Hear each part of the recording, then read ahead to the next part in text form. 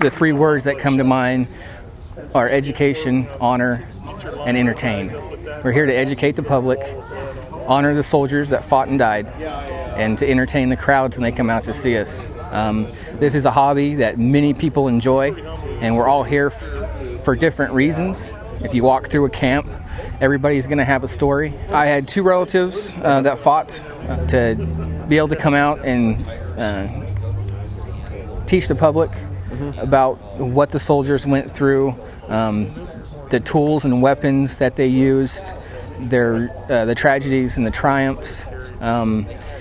It's just something I've always been passionate about, and I believe that everybody needs to know where we came from as Americans. It's really nice that these guys come out here and do this and volunteer on their time to teach myself and my kids a little bit about history that I didn't know about before. 150 years seems like a long time to a lot of people, but if you look at the grand scale of the world, it's not that long, and so it's fascinating to see how much has changed.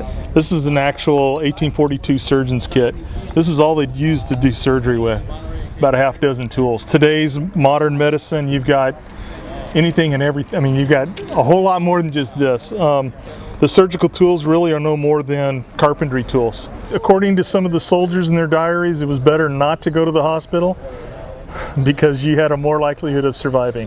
That was actually fairly close to the truth until later on in the war when they did start doing a little bit more cleaner practices and that.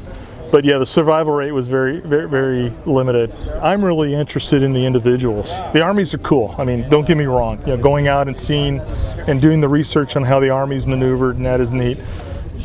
I'm really interested in the individuals and what they went through, where they came from. When I first joined up, I was just going to try and be one of the guys as best I could. They told me if I can pass at 10 yards, I'm good.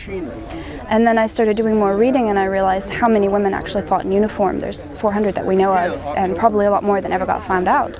And just learning about their lives and their reasons for being there really helped me refine who I wanted to be and the story that I wanted to tell to people when they came through camp. Partly it's the fun of dressing up and being able to shoot a weapon, and it's also, I think it's an important story to tell.